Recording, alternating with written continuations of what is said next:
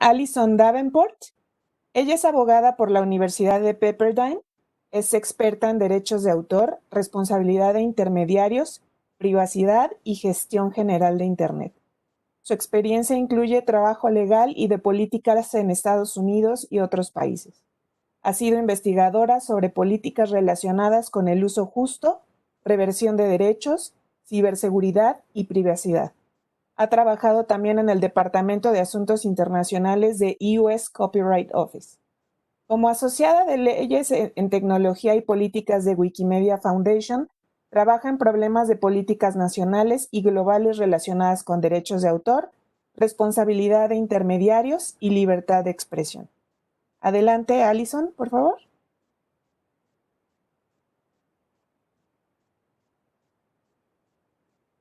Alison, you need to turn on your microphone. Thank you.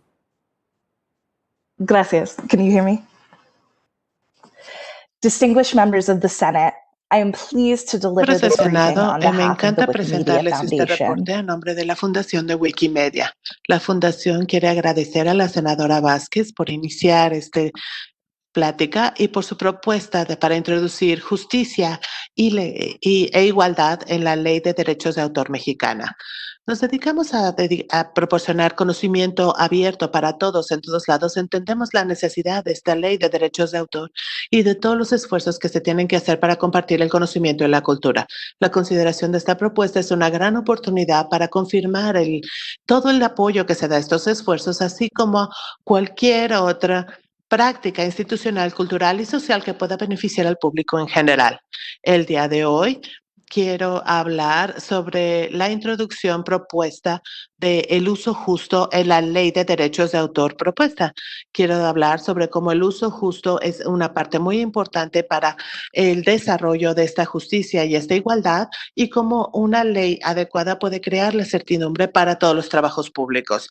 También quiero resaltar nuestro apoyo de las propuestas del senador de este régimen que se tiene de notificaciones y retiro que cambia o que es diferente a la propuesta anteriormente.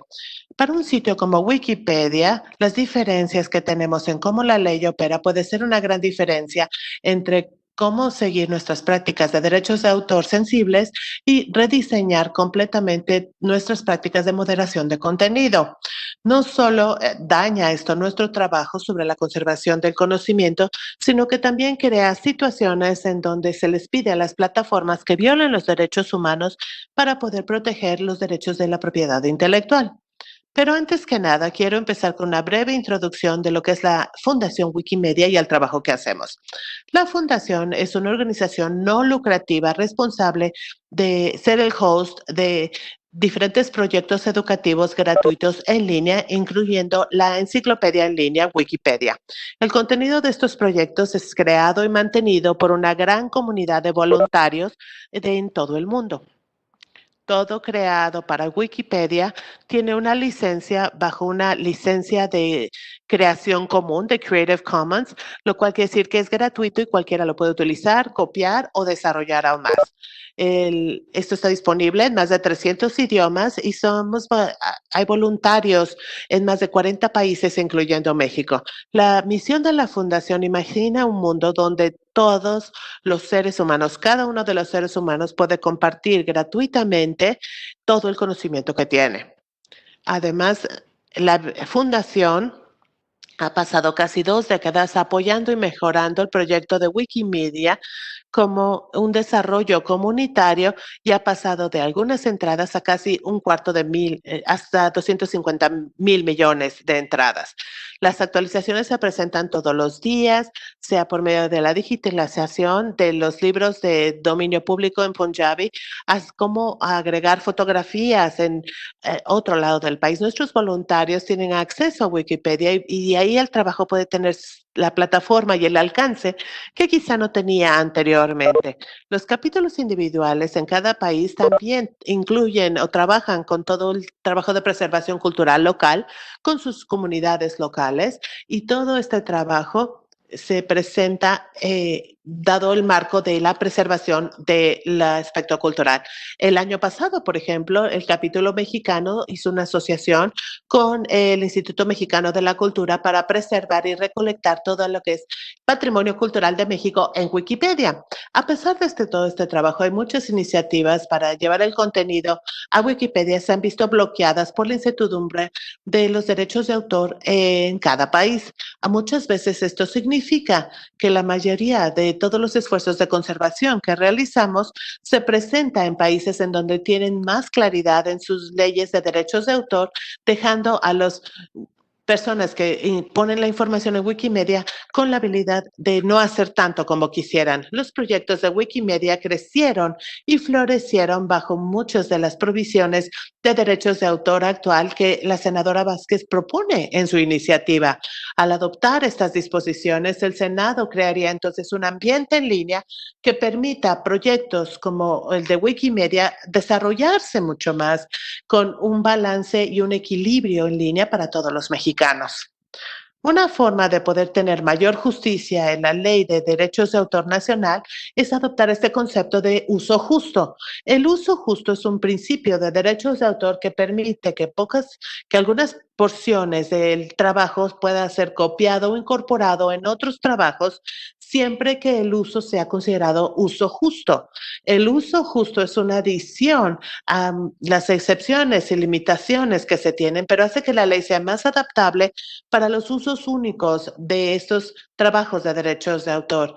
Es sumamente importante cuando discutimos el uso de los derechos de autor en línea. Hay varios factores que se pueden considerar para un uso justo, pero básicamente se incluyen ciertas categorías de expresión, como la opinión, la crítica, el reportes de noticias, etcétera. En Estados Unidos, el uso justo vemos como el discurso sobre una pieza de arte o sobre una historia de las noticias puede cambiar gracias a este uso justo y nos da información que quizá no tengamos a la que no tengamos acceso antes. En Wikipedia, el uso justo es uno de los regímenes integrales más importantes que permite a los contribuyentes y voluntarios enriquecer el contenido que tenemos en Wikipedia con imágenes, sonidos, música y video. La investigación que se hace sobre el aprendizaje en múltiples medios muestra que el tener más de un medio para mostrar un hecho o un concepto hace que sea mucho más fácil de aprender.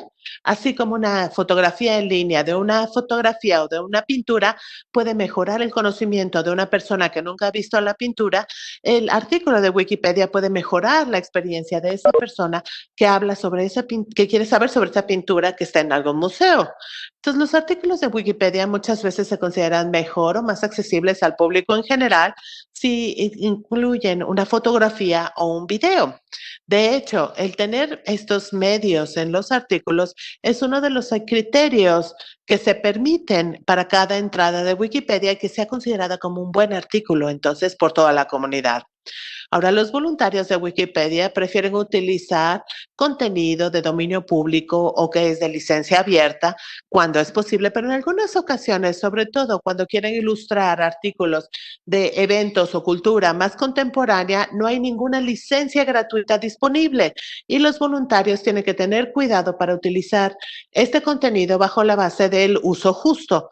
En Wikipedia, los voluntarios dejan un registro de todos estos análisis vinculado con los medios en donde pueden ver su justificación de utilizar estos medios que no son gratuitos.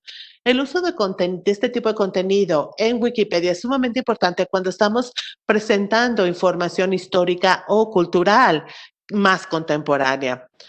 Por ejemplo, una de las plantillas que para evaluar las imágenes que tenemos en Wikipedia es, por ejemplo, toda la información sobre la arquitectura destruida.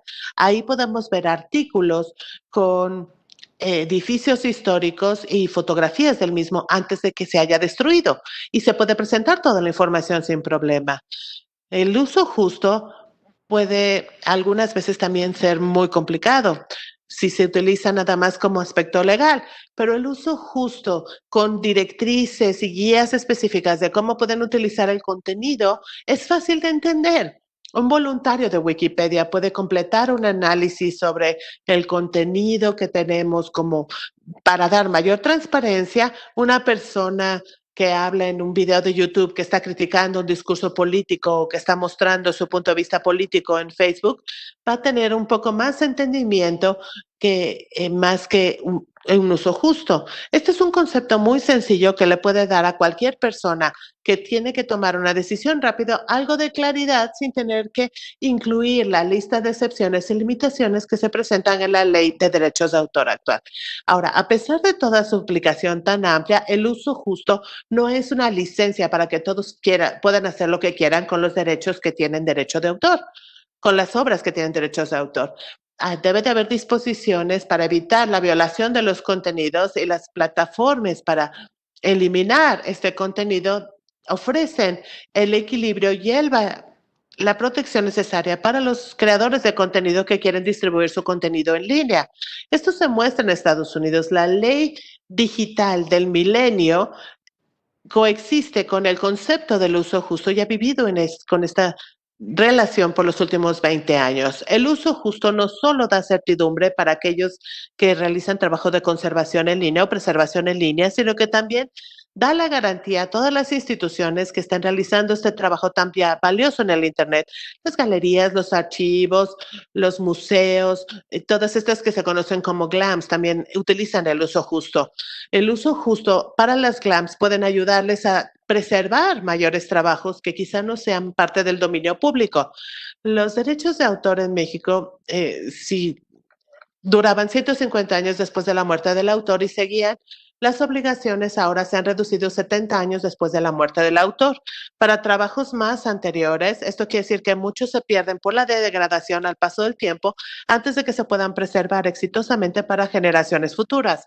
Para nuevos trabajos digitales, los cambios en las tecnologías y la rotación del contenido en Internet puede representar exactamente lo mismo.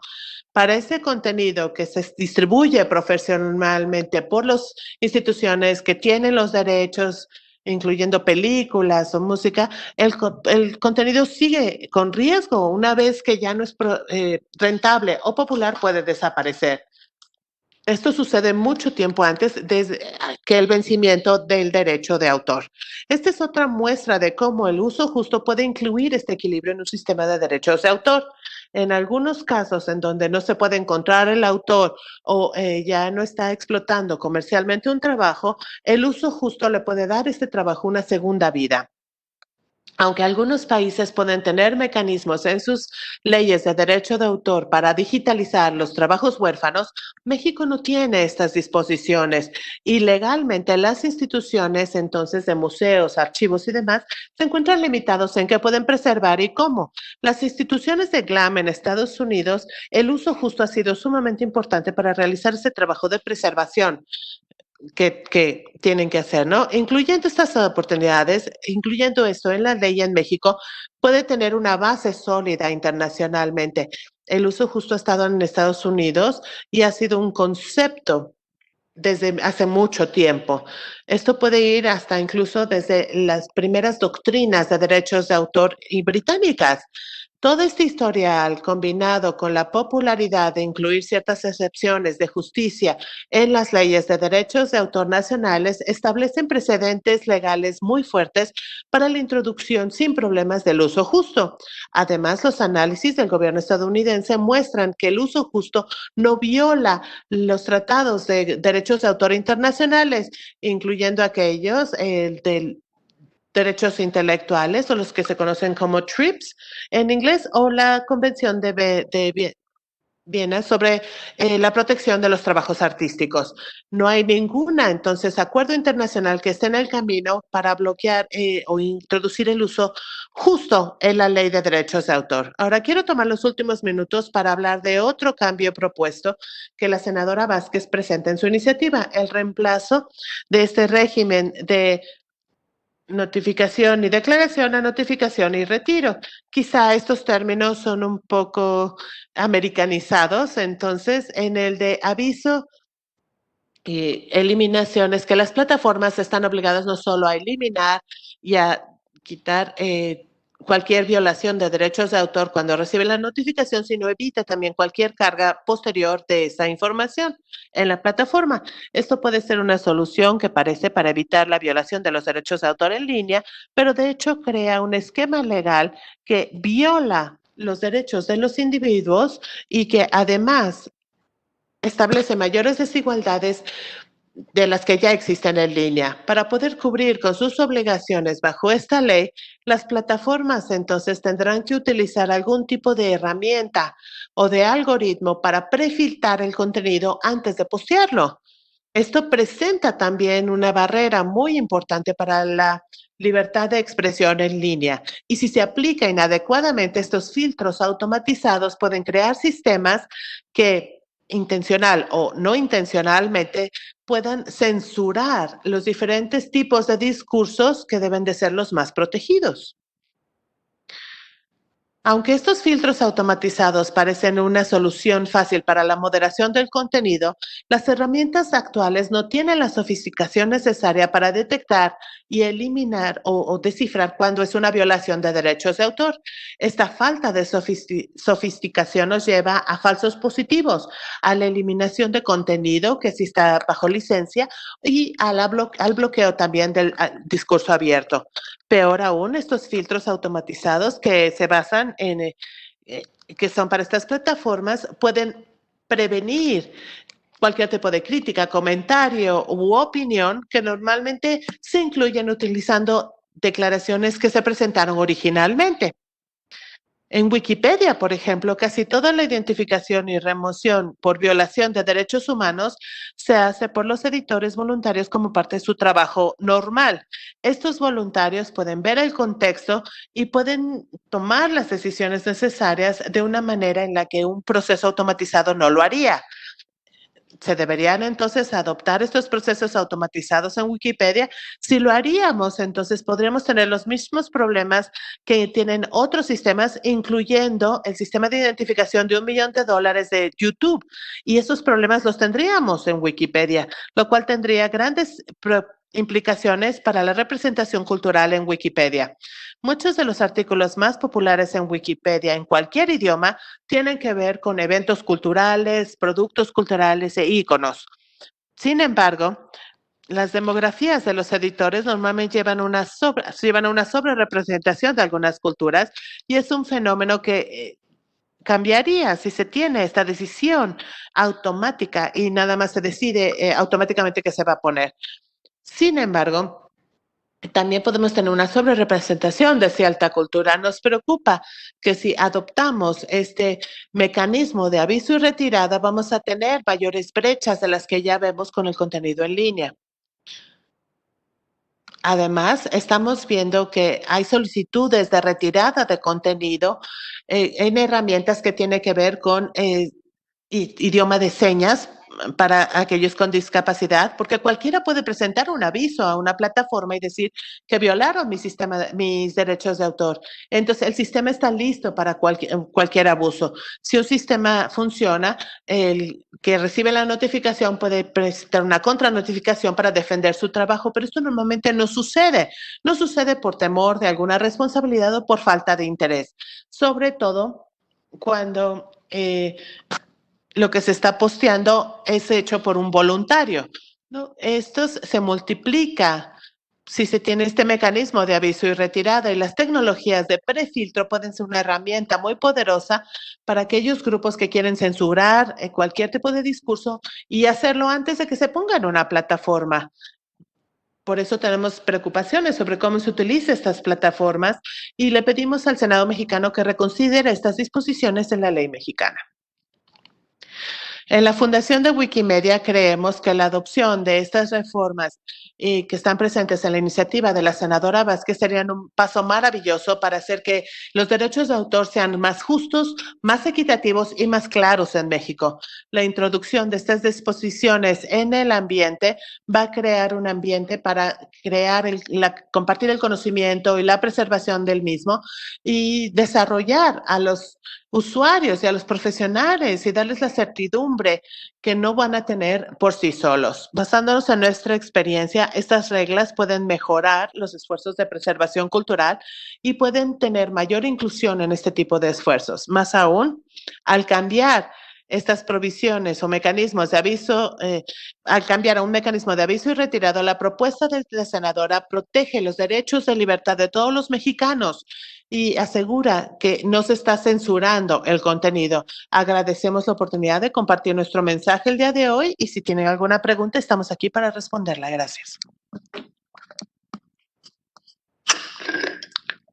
Thank you very much, Allison. Tercer ponente, We will now go to our third speaker, Jonathan Hernández Pérez. En bibliotecología y estudios de la información por la Universidad Nacional Autónoma de México. Actualmente se desempeña como investigador asociado en el Instituto de Investigaciones Biotecnológicas y de la Información de la UNAM, en donde trabaja temas como infodiversidad, acceso a la información y desinformación. Forma parte del seminario Información y Sociedad del mismo instituto y es profesor del posgrado en Bibliotecología y Estudios de la Información. Es miembro del Comité de Libre Acceso a la Información y Libertad de Expresión de la Federación Internacional de Bibliotecas y Asociaciones Bibliotecarias IFLA y actualmente preside el Colegio Nacional de Bibliotecarios AC. Adelante, Jonathan, por favor. Muchísimas gracias, Liliana. ¿Sí me escuchan? Perfecto, muchísimas gracias, Liliana. Como precisión, ya no estoy presidiendo el colegio, pero bueno, fue hace un par de meses, entonces quería hacer esa precisión. Pues muy buenos días a mis colegas, las compañeras que me presidieron y también, senador Antares, muchísimas gracias por esta invitación al diálogo que encaminado a construir mejores leyes y particularmente en este caso a una regulación más equilibrada y que contemple la participación de los actores interesados y afectados. En la IFLA, ahorita voy a ir comentando esto, de la mano de las asociaciones bibliotecarias mexicanas que han apoyado esta postura, por supuesto que también fortalecemos y apoyamos la revisión constitucional de las recientes y apresuradas reformas a la Ley Federal del Derecho de Autor que se aprobaron en el país. Bien, como un breve preámbulo, comentaré un poco de lo que es la IFLA. La Federación Internacional de Bibliotecas y Asociaciones Bibliotecarias es una institución que reúne, por supuesto, a bibliotecas, asociaciones e instituciones bibliotecarias en más de 150 países, representando los intereses de la comunidad bibliotecaria internacional. Nuestro trabajo está también enfocado en distintos aspectos y distintas temáticas que están directamente relacionadas tanto con las bibliotecas como con las instituciones GLAM, que ya comentaron, galerías, bibliotecas, archivos y museos. Trabajamos muy de cerca con los objetivos de desarrollo sostenible, particularmente el encaminado al acceso a la información, del cual hablaré más adelante. Desarrollamos también el Mapa Mundial de Bibliotecas, donde monitoreamos también el acceso a la información en los países desde una perspectiva de las bibliotecas. Trabajamos también en la preservación y conservación del patrimonio documental, por supuesto en los derechos de autor y en la libertad de expresión. Y particularmente en la libertad de expresión es donde lo que se encarga el comité del FAIFE. FAIFE es el Comité de Libertad de Expresión y de Libre Acceso a la Información. Esta es una iniciativa de la IFLA para defender y promover los derechos humanos básicos definidos en el artículo 19 de la Declaración Universal de los Derechos Humanos de las Naciones Unidas. El Comité FAIFE promueve la libertad de acceso a la información y la libertad de expresión en todos los aspectos directamente relacionados con las bibliotecas. Y, por supuesto, estamos en constante contacto y colaboración con otros organismos como la UNESCO, PEN Internacional, Artículo 19, IFEX y entre otros. Bien, en la IFLA hemos estado involucrados en el trabajo para lograr mejores leyes que permitan a las bibliotecas e instituciones ofrecer servicios de información y sobre todo para lograr que las bibliotecas cumplan con su misión de interés público y de proporcionar acceso a la información. En ese sentido, la preocupación del sector bibliotecario mexicano es por varios aspectos. En principio, por el mecanismo de notificación y retirada, y aquí compartimos la visión de las organizaciones que nos acompañan. Es decir, el hecho de que las plataformas en línea puedan remover contenidos por supuestas infracciones al derecho de autor sin necesidad de pruebas ni autorización judicial es peligroso, particularmente cuando la información puede obedecer a un interés público. Tal medida, como se ha venido comentando, pues dejaría a cualquiera que quiera compartir conocimientos en Internet en riesgo de ver que su trabajo no esté disponible, sin la necesidad de ofrecer pruebas. Entonces, esto ya representa, por supuesto, también una problemática muy importante para las bibliotecas. Muchos avisos de eliminación de contenido de pronto se pueden presentar por error y algunas presuntas infracciones en realidad vienen a ser usos justos. Entonces, también esto es una problemática que ya se ha venido comentando. Y es por esto que señalamos que el mecanismo de notificación y retirada debilita severamente la libertad de expresión, dañando a creadores y a lectores por igual, especialmente al imponer penas como se contemplan en la ley, e incluso cuando están bloqueando usos legítimos, limita las actividades de la biblioteca como la preservación y la copia privada. Y esto es particularmente preocupante y tenemos también que comentar que el sector bibliotecario ha trabajado alineado con los objetivos del desarrollo sostenible de la ONU, particularmente dentro del objetivo 16, el cual está encaminado a promover sociedades justas, pacíficas e inclusivas. Una de esas metas es el objetivo 1610, cual indica garantizar el acceso público a la información. Entonces, este acceso a la información es esencial para un desarrollo sostenible equitativo. Tener la posibilidad de aprender, investigar, beneficiarse de la innovación, acceder a la cultura y preservar el patrimonio cultural es un factor clave para construir sociedades justas e inclusivas. Y este acceso a la información, un pleno acceso a la información garantizado en las legislaciones nacionales y en marcos también internacionales, pues por supuesto que permea también otros objetivos del desarrollo sostenible. Digamos, para tener un ejemplo claro en esta situación de pandemia, pues el acceso a la información también tiene una incidencia importante en nuestro derecho de acceso a la salud, ¿no? Sobre todo particularmente cuando estamos hablando de noticias falsas, de desinformación, etc. Entonces, si todas estas posibilidades no están abiertas para todos, surgen nuevas brechas en el desarrollo de la sociedad. Es decir, ya tenemos una brecha del acceso a Internet, pero hay otras brechas para quienes tienen acceso, pero no tienen las habilidades para consultar información, para discernir entre la información verdadera de la falsa, e incluso, y aquí viene también el problema, para producir sus propios contenidos. Mucha gente, muchos usuarios, ciudadanos, viven de la producción de sus propios contenidos que, siendo completamente legales, pueden verse afectados por este mecanismo de notificación y retirada. Y estos contenidos, por supuesto que también se hacen en las bibliotecas. Entonces, también hay otras habilidades como resguardar su información y su patrimonio digital personal, entre muchas otras. Y el derecho de autor permea en todas estas habilidades y en todas estas posibilidades. Bien, creo que voy a hablar un poquito más lento por la traducción. Bien, siendo este el pilar de las bibliotecas alrededor del mundo, el acceso a la información, nos preocupa que estas modificaciones impidan garantizar este pleno acceso. Y aquí quisiera comentar un esfuerzo que se ha hecho también a través de la IFLA, alineado también con los ODS. En 2015, la Coalición Dinámica para el Acceso Público en las Bibliotecas publicaron los principios sobre el acceso público a las bibliotecas en el marco del Foro para la Gobernanza de Internet.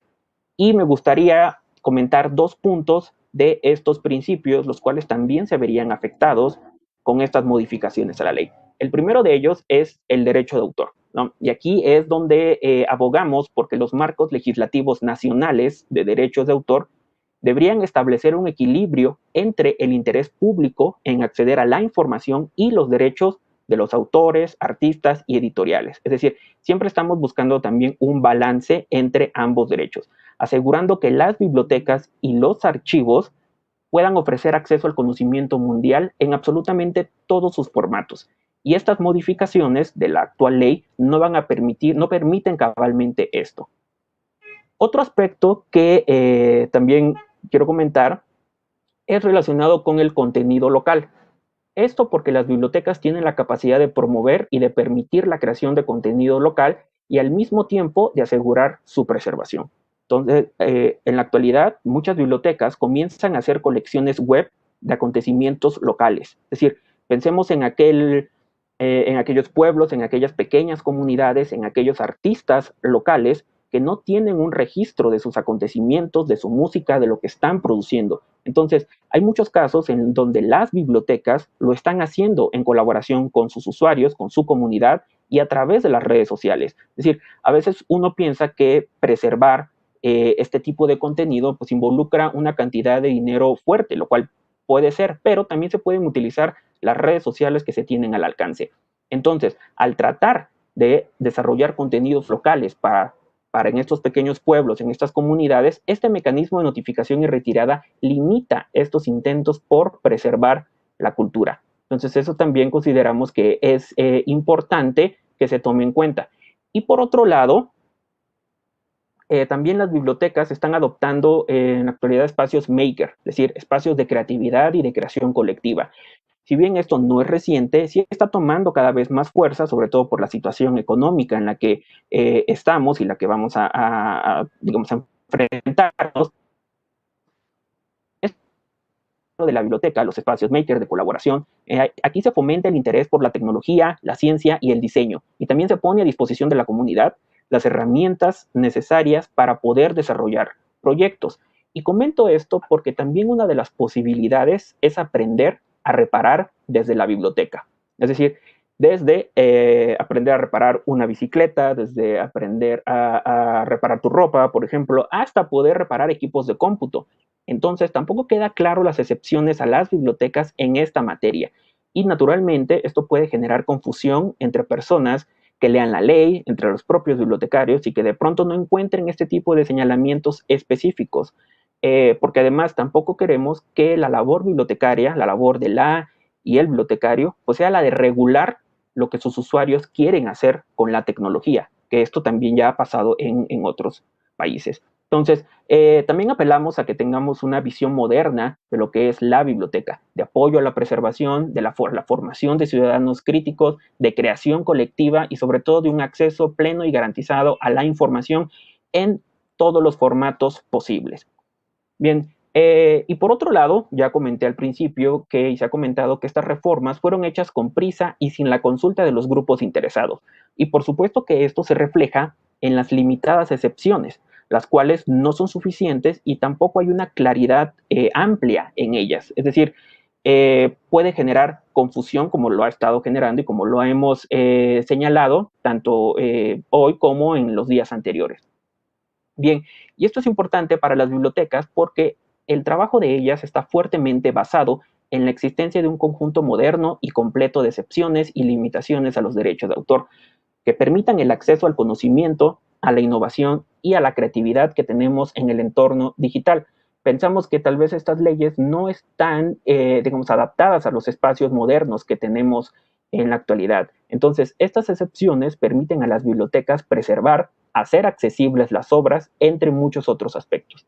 De pronto, en un mundo que depende cada vez más de Internet, los ciudadanos necesitan acceder a contenido digital para diversos fines que ya se mencionaron anteriormente, para la educación, para la investigación, para la cultura y por supuesto que también para el ocio, para el disfrute. Todo esto lo proporcionan las bibliotecas. Entonces, estas modificaciones deben de reflejar estas realidades y las necesidades digitales de nuestros tiempos, pensando sobre todo en una etapa pospandemia donde la necesidad de marcos legales para robustecer el acceso a la información es más necesaria que nunca, y también para fortalecer a las bibliotecas que proporcionan este acceso. Bien, entonces, se comentó también de que las bibliotecas, enmarcadas también en las instituciones GLAM, pueden hacer un uso completo de los materiales digitales y hacer copias para los usuarios involucrados en la educación, la investigación y otras actividades de interés público. De ahí que se tienen que desarrollar excepciones y limitaciones que permitan que las bibliotecas desempeñen su labor de servicio público de preservación de las obras en las que se recogen los conocimientos, en las que alimentamos los ciudadanos también con todo el patrimonio de nuestras comunidades. Pensemos en nuevamente en aquellas comunidades pequeñas o nuestras propias colonias que no hay lo suficiente registro de ellas. Entonces también ahí la biblioteca tiene un lugar fundamental. Entonces, en esta ley, en la propuesta, no se habla de las bibliotecas. Y bueno, aquí comento que no se habla nada de preservación, pero sí quiero dejar claro que si bien existen excepciones, e incluso por ahí aparece la palabra bibliotecas dentro del artículo 114 cuarter, la forma en que se enlistan y se explican estas excepciones es demasiado general, es muy amplia, es muy limitada incluso, y no está ayudando a tener una mejor comprensión de la ley. Particularmente la excepción para bibliotecas se refiere a que se puede acceder a la obra con el único propósito de decidir si se adquieren ejemplares de esta misma. Entonces esto es complicado en varios niveles. No, en principio porque no es una gran excepción que le esté permitiendo a las bibliotecas realizar su trabajo, es decir, vamos, si está o no está, realmente no pasa nada. Reduce la capacidad de acción de las bibliotecas, es como parecería que de pronto tenemos que poner a las bibliotecas y dejamos esta excepción, pero en realidad es muy amplia, entonces no hay un mecanismo, digamos, bien ponderado para que nos expliquen todas estas excepciones. Y además reduce toda la función de la biblioteca moderna, la biblioteca concebida en estos tiempos, a una mera excepción solo para ver si se va a adquirir o no la obra. Bien, además también quiero comentar que si bien existen pasos para implementar el Tratado de Marrakech en la ley, hay un artículo en esto, los cuales por supuesto son bienvenidos, consideramos también importante ampliar todos estos mecanismos. Es decir, al mismo tiempo que estamos revisando los elementos de la ley que han sido cuestionados, también solicitamos que los mecanismos para implementar el Tratado de Marrakech sean más amplios y se involucren a las bibliotecas también como entidades autorizadas.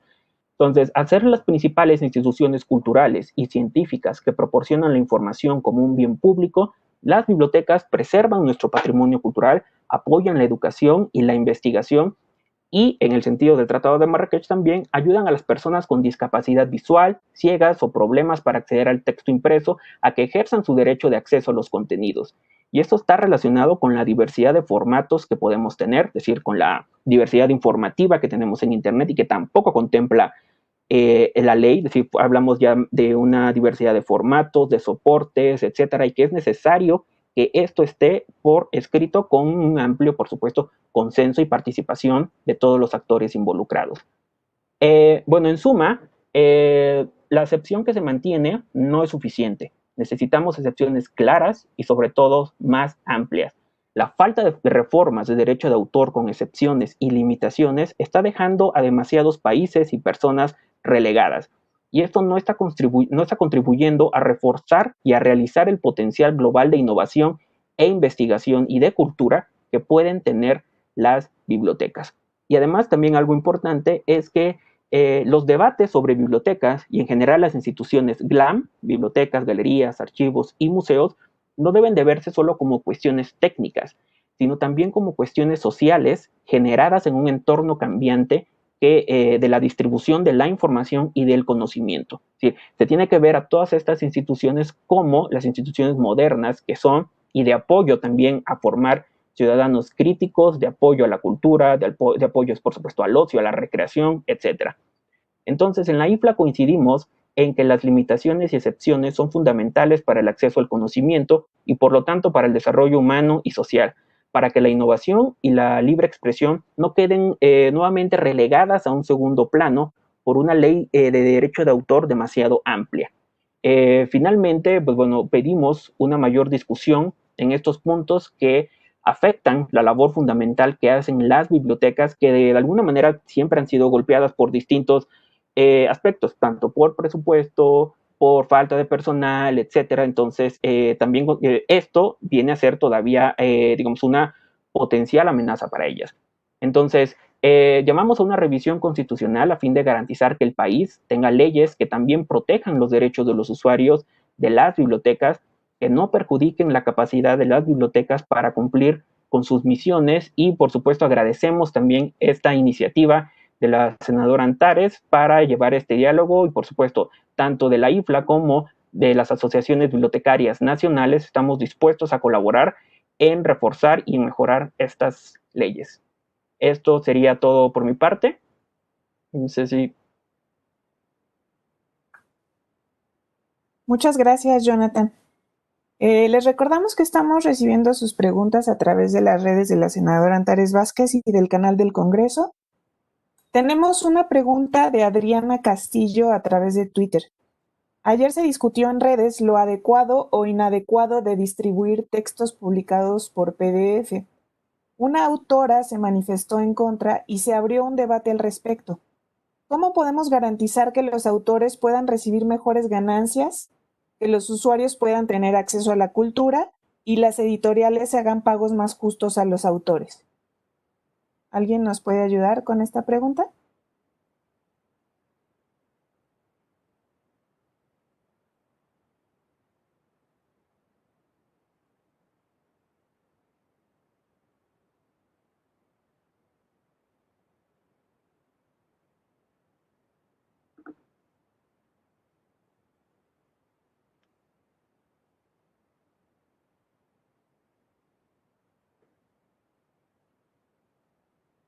Sí, bueno, si quieres, yo brevemente puedo comentar que esto es un asunto. ¿Sí? ¿Me escucha? Sí. Ok. No, bueno, nada más para comentar que esto es un asunto realmente muy amplio, que una discusión sobre todo con los asuntos de los PDF que tiene que ver también con la necesidad de realizar copia del préstamo en las bibliotecas y que también tiene que ver con el pago de las editoriales hacia sus autores. Este equilibrio, además de que también tiene que estar en la ley, también tiene que haber, digamos, pues ciertas discusiones y entendidos con las editoriales. Pero sí, justo ayer estaba viendo este debate, muy, muy, muy, muy bueno. No sé si Brigitte o Alison quieran comentar algo.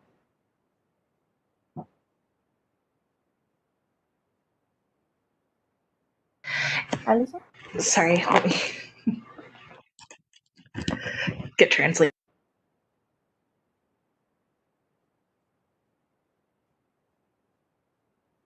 And come off mute. There we go. Okay. Okay, so I agree that this is a particularly complicated issue. Estoy de acuerdo que este es un tema complicado. And not one that we. Y no es uno con el que hablamos o es un caso que tenemos muy seguido en Wikipedia, pero a veces sí tenemos proyectos dedicados a las fuentes primarias, ¿no? Como a Wikisource, que se llama. Y creo que una de las grandes exacerbaciones en este tema es en sí cuando hablamos de la distribución en línea. Entonces, si alguien sacó un libro de la biblioteca y lo copió personalmente, se consideraría tan incorrecto y que no se le está pagando tampoco a los autores en ese caso, pero quizá es un caso limitado y el autor ni siquiera sabe sobre esto, ¿no? Ahora tendríamos mayor visibilidad para tener más visión de toda esta piratería posible en línea. Creo que lo que pasa ahorita es que está mucho más visible. No estoy segura que el problema en sí sea tan grande como el que se está presentando.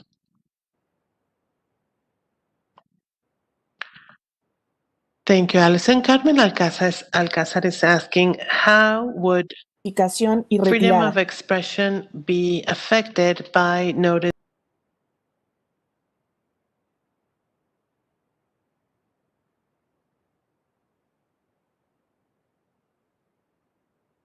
Apologies, could you repeat that one time? ¿Cómo afecta a la libertad de expresión la notificación y retirada?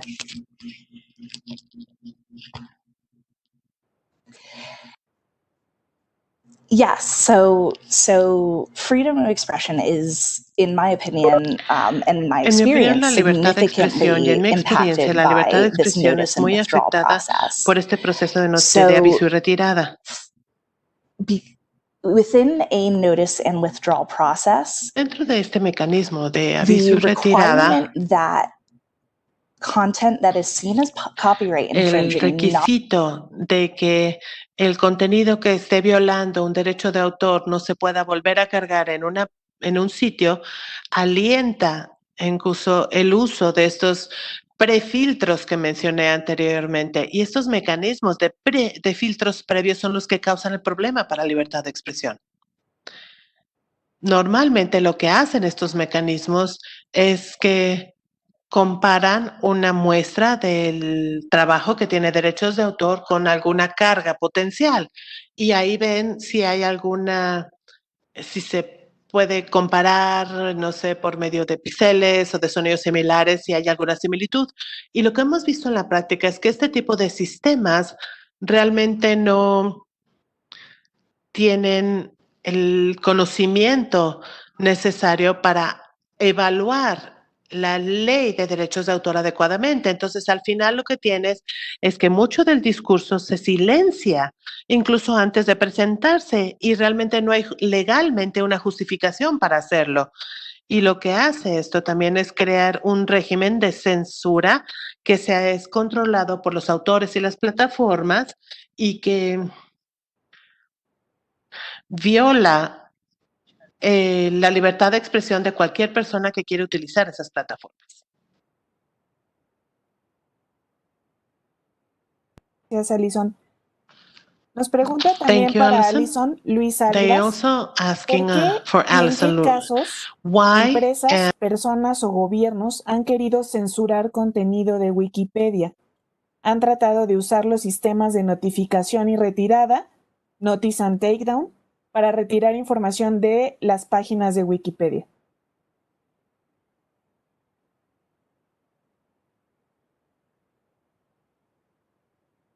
Thank you for that question. Yeah, so we have actually experienced this in a number of countries. One of the most sort of salient examples that I can think. Los ejemplos más claros que puedo considerar ahorita es Turquía. Quizá ustedes sepan, y si no, bueno, Wikipedia estuvo bloqueado en Turquía por casi 2 años. Esto fue por una disputa de contenido por una línea de texto que se presentó en un artículo en el Wikipedia en Turquía.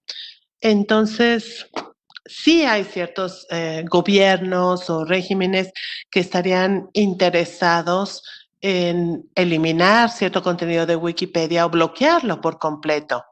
Ahora, eso es un ejemplo muy grande de lo que es la censura, pero he trabajado con todo el flujo entrante de las solicitudes de retirada y lo que hemos visto es que recibimos avisos de personas que están molestas por lo que están leyendo en Wikipedia y quieren cambiarlo.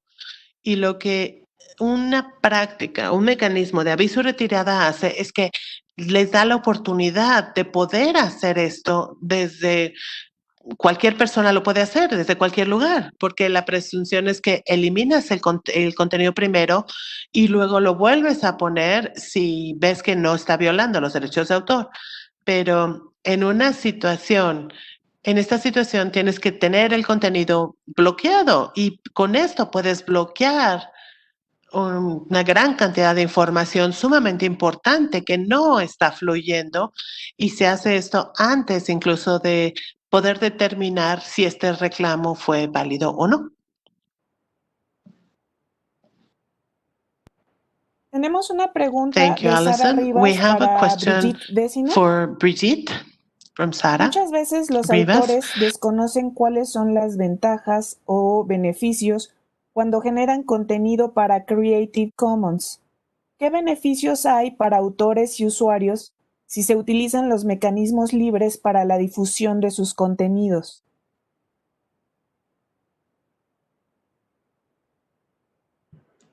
Thank you for the question.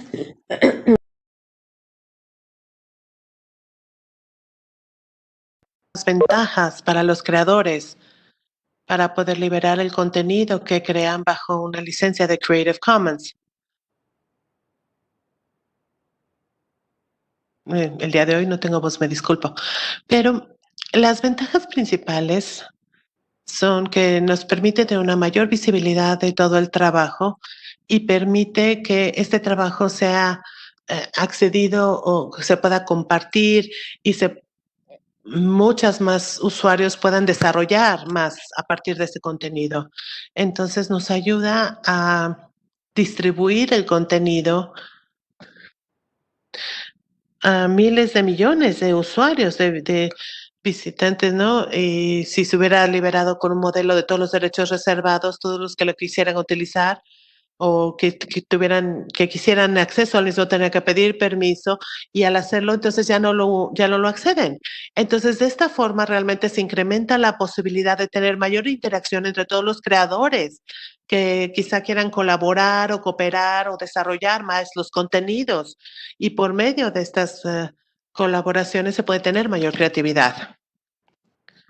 También hay muchas ventajas para los usuarios, ¿no? Si crean contenido con la licencia de Creative Content, porque no tienen que pasar por todo este proceso de solicitarle el permiso o tener todo el documento escrito, porque el creador ya lo hizo al aplicar este tipo de licencia desde el inicio con Creative Commons y nos da permiso desde el principio para que cualquier persona pueda utilizar este contenido. Entonces, yo diría que es la mejor manera de tener la visibilidad del trabajo y para alentar la colaboración y la cooperación y también la diseminación de toda esta información y todo este trabajo.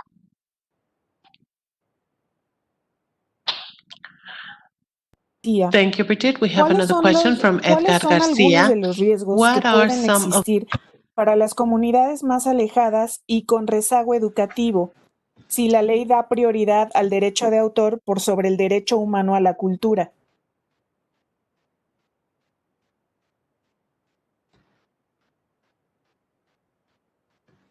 Sí, bueno, tomaré brevemente esta.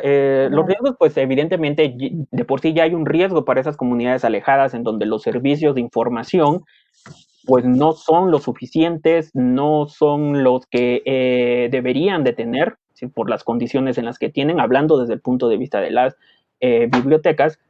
Y entonces con esta ley, por supuesto, lo que haría es frenar todavía el desarrollo que van a tener estas comunidades alejadas, ¿no? Por ejemplo, lo que comenté un poco con la preservación, que sí me gustaría insistir en esto, la preservación de contenidos locales, pues naturalmente, como hay una falta de comprensión general de la ley, pues naturalmente esto también involucra ciertas dudas, cierto miedo incluso con todo lo que dice la ley, porque no está tan clara en esto. Entonces, por supuesto que esto frena también la posibilidad de la preservación en redes sociales, del desarrollo de contenidos, del préstamo. Pensaremos que estamos hablando de préstamos de ebooks cuando llegue, si aquí todavía estamos en una etapa temprana, por así decirlo, que ya está, ya hay algunos desarrollos importantes. Entonces, esto, por supuesto, detendría o haría más lento toda esta innovación.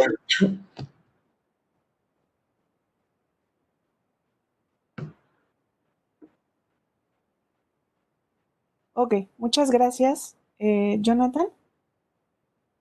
Tenemos una pregunta de Paola Flores Cortés para Alison.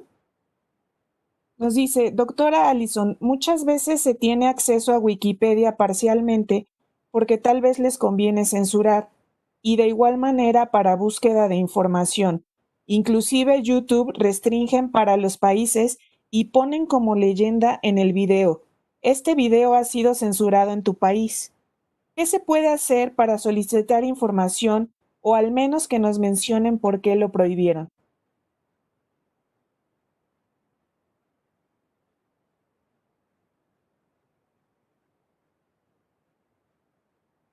One time I'll remember. Yeah, so this is actually quite a complicated question. So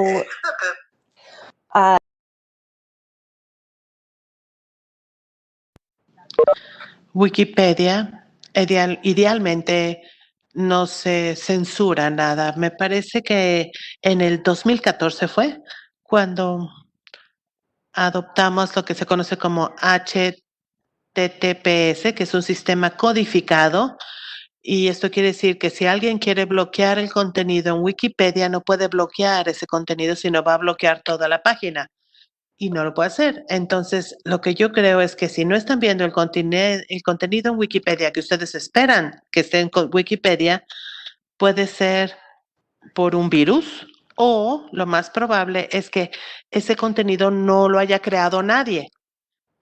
Y ahí hablamos de estos desequilibrios, ¿no? Imbalances de los que hablábamos.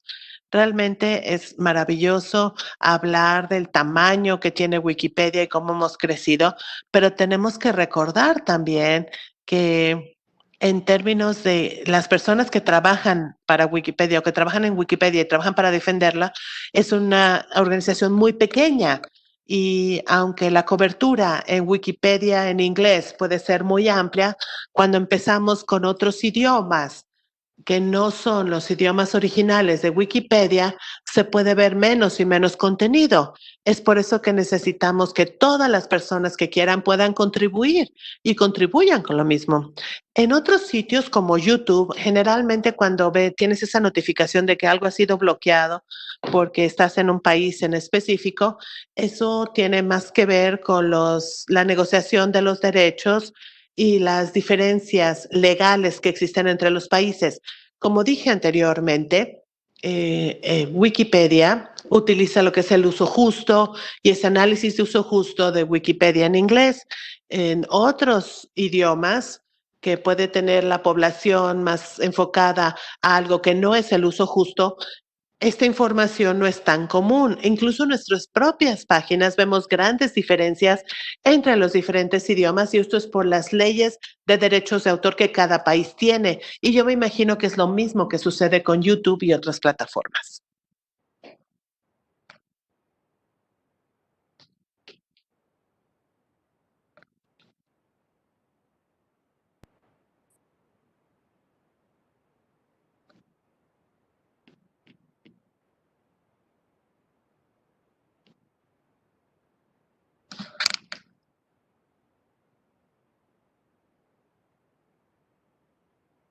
Gracias, Alison. Gracias, Alison. ¿Me escuchan ahí? So thank you, Alison. Creo que tuve un problema con mi red. I think I had an issue here, Nos but pregunta I'm back. Andrea Gutiérrez. Andrea Gutiérrez ¿Existen is países asking con if there regulaciones are any legales más countries that avanzadas have y a respetuosas de la legal libertad de framework expresión en that línea? is much more ¿Qué advanced and that alternativas respects existen para evitar copyrights, el digital notice and copyrights takedown? more online, more adequately? Are there any other alternatives for the notice and takedown mechanisms?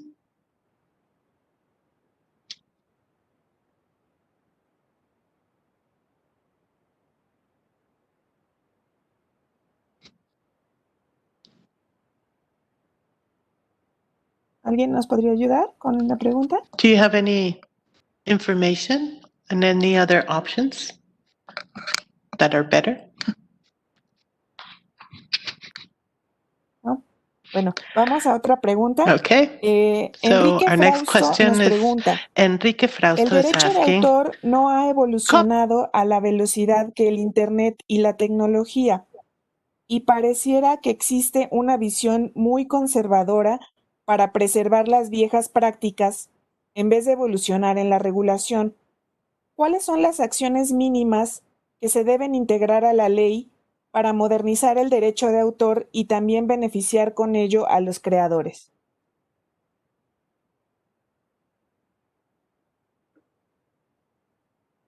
Adelante, Bridget. Thank you for the question. I think one fairly obvious way would be to creo que una manera extend the exceptions and justa limitations sería that exist extender in las the excepciones y analog and limitaciones que existen en el ambiente análogo a un ambiente digital. Por ejemplo, si se permite el uso de cierto material en la clase y ahora se tienen que hacer las clases en línea, como lo que ha padecido ahora en la pandemia, creo que una ley moderna tendría que darle el mismo uso que se tiene en el salón de clases en un ambiente digital. Se tendría que hacer de igual manera. Igual que la preservación se tiene que hacer como se hace de medios análogos, se tendría que hacer de la misma manera en el medio digital. Muchos de esta preservación se hace con tecnología digital y las copias están disponibles también en línea, porque la actividad de la preservación es la misma. La única diferencia es que ahora se hace con tecnología digital por medio de Internet. Entonces, las leyes de derechos de autor deberían de permitir este mismo uso que permite en el mundo análogo para el mundo digital.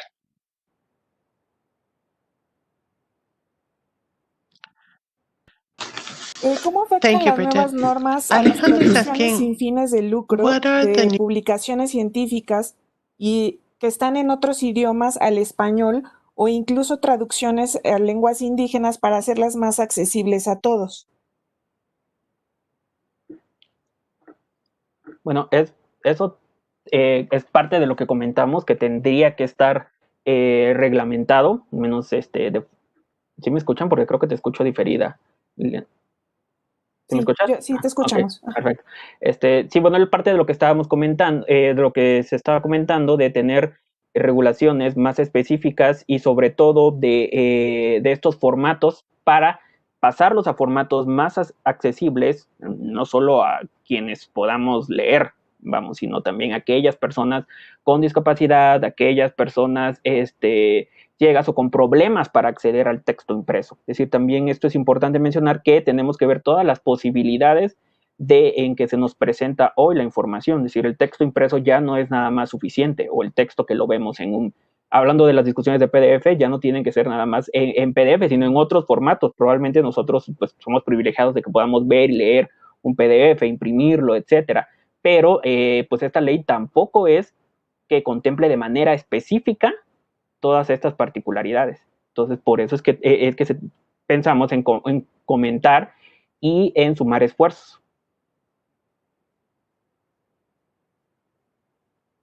Muchas gracias, Jonathan. Nos pregunta Máximo Domínguez, ¿cuál es la importancia del Tratado de Marrakech? Bueno, esto va relacionado con lo que comenté en la pregunta anterior. El Tratado de Marrakech es un tratado internacional que lo firmó México desde hace un par de años y que busca facilitar el acceso a obras publicadas precisamente a las personas ciegas, débiles visuales o con dificultades para acceder al texto impreso. Es uno de los primeros tratados que realmente está basado en un enfoque de derechos humanos. Entonces esto es importante, y es importante que México, por eso comentaba que son muy bien vistos los primeros pasos para la implementación del Tratado de Marrakech, pero también tienen que ser más amplios. Entonces, esto porque muchos segmentos vulnerables de la población pues están quedando fuera del acceso a la información. Entonces, esto es el Tratado de Marrakech. La importancia es que es un gran avance para garantizar los derechos de acceso a la información a una parte de las personas que integran la comunidad de personas con discapacidades. Entonces, esa es la mayor trascendencia que tiene el Tratado de Marrakech. Entonces, al permitir adaptar obras que no están disponibles comercialmente en formatos accesibles, pues evidentemente todo el acceso se amplía y nuevamente, como lo comenté, no es solamente buscar un solo formato o darle uno o dos formatos en braille a estas personas, sino ver cuáles las mejores para cada una de estas necesidades.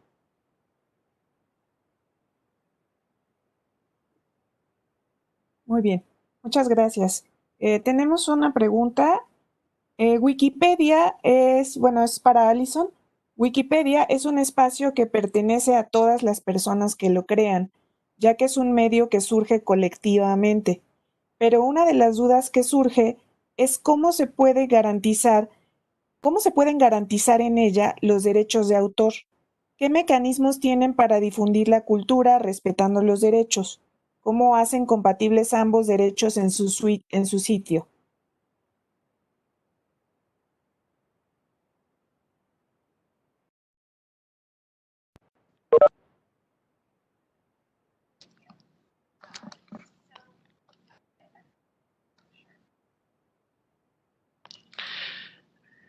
La pregunta es sobre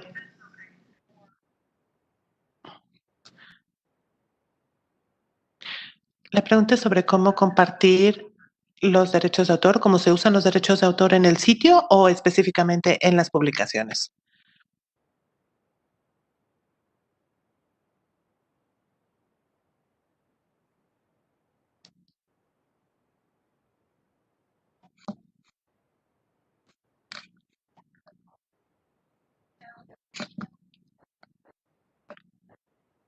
Una de las buenas cosas de Wikipedia es que ya hemos un muy buen trabajo con derechos de autor y esto se lo atribuimos a la comunidad de voluntarios que tenemos, que es maravillosa realmente.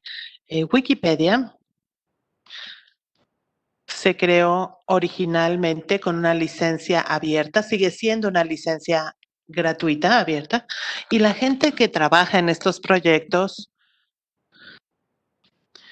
normalmente es gente que también está interesada en derechos de autor, sí los tenemos, y los voluntarios hacen todo su trabajo de moderación de contenido, asegurarse que no están haciendo ningún acto vandálico y que todo lo tienen bien citado, y también tienen una lista de los trabajos de derecho de autor que se están subiendo a Wikipedia en ese momento.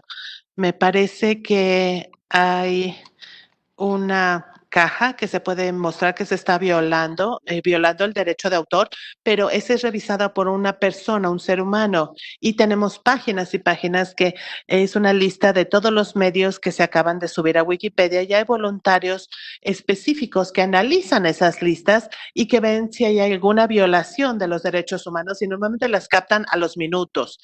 Un buen ejemplo de este trabajo en la práctica es, por ejemplo, como les dije, recibo todas las notificaciones de todos los avisos de retirada, y hemos recibido mucho menos que los que reciben otras páginas en Internet. Esencialmente, las otras páginas reciben cientos de miles de estos avisos de retirada y nosotros recibimos como que 100 al año, a lo mucho. Entonces, esto lo atribuimos básicamente a estos ideales de derechos de autor que tienen nuestros voluntarios. Ellos realmente no quieren violar los derechos de autor. Ellos lo que quieren es que Wikipedia sea una herramienta útil que se pueda compartir para todos, y incluso utilizar el contenido de libre de uso justo puede hacer esto complicado. Pero creo que el tener esta enciclopedia de colaboración libre, que sea gratuita y que realmente no está violando los derechos de autor, no es como hemos trabajado en Wikipedia en la actualidad. Gracias. Thank you, Alison. So we would like to thank our three speakers for being here with us. Queremos pedirles a Brigitte, a Alison y a Jonathan si tienen algún comentario final para poder proceder con el cierre de la mesa.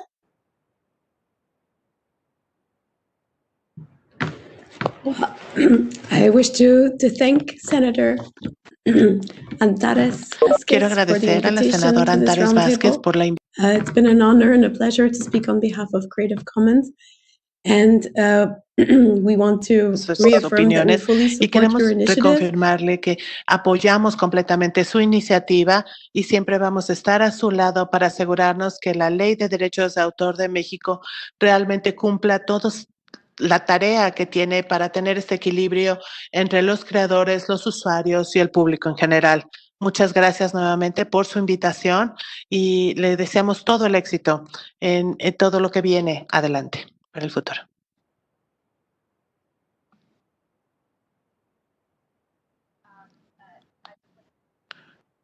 Yo básicamente reitero lo que Brigitte acaba de mencionar y quisiera agradecer a la senadora también, a la senadora Vázquez, por invitarnos a esta mesa de trabajo y por también tener esta propuesta tan completa que con mucho gusto apoyamos desde la fundación de Wikimedia. Y también, aunque tuve problemas técnicos, pero sí quiero agradecer a la intérprete que ha estado ayudándome. Y nuevamente quiero reconfirmar todo nuestro apoyo para esta propuesta y muchas gracias por la oportunidad. Con mucho gusto compartiremos nuestras experiencias con ustedes cuando lo necesiten.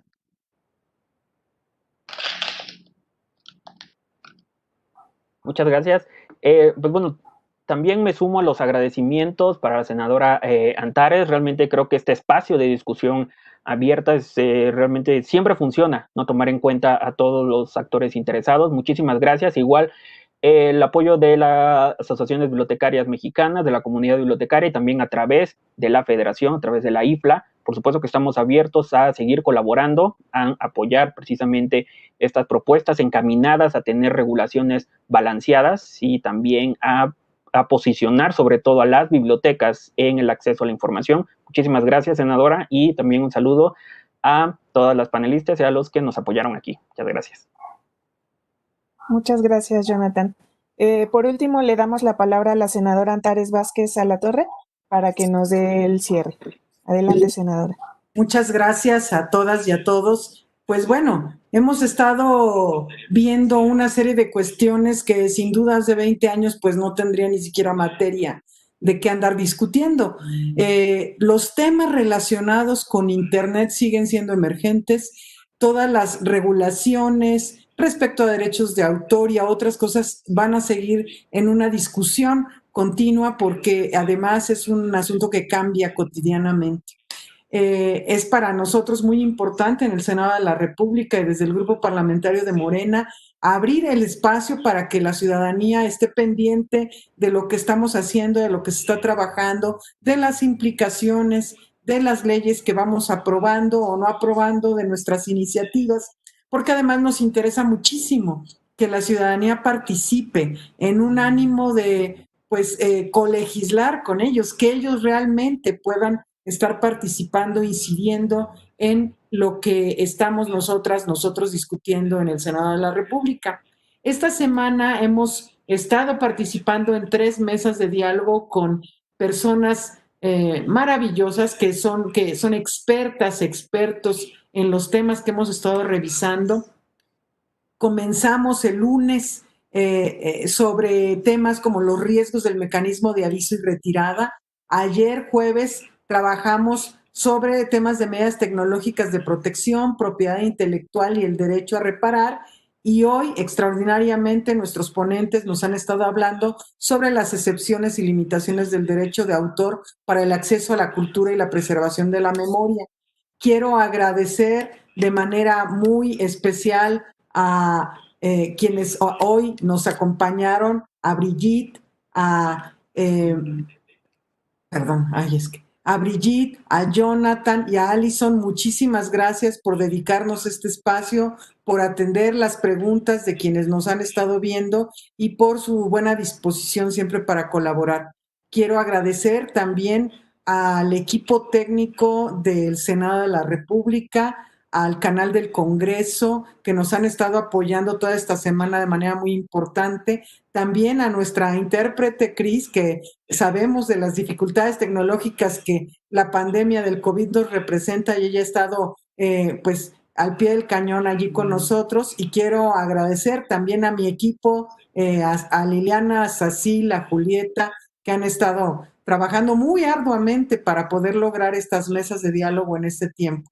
Y por supuesto, tengo que agradecer más a quienes nos han estado siguiendo en estas mesas de diálogo a través del canal del Congreso y a través de las redes sociales, tanto del Senado de la República como del propio canal del Congreso y mis redes sociales personales, porque han estado atentos, atentas, porque han estado enviando preguntas, porque se interesan por cosas de las que están pasando en el país y que nos interesa que sigan participando. Entonces, pues lo dejamos aquí, cerramos estas mesas de diálogo, pero el diálogo sigue abierto, por supuesto, para todas las voces que quieran expresarse en este sentido. Muchísimas gracias, Alison, Jonathan, Brigitte, gracias de veras por su participación.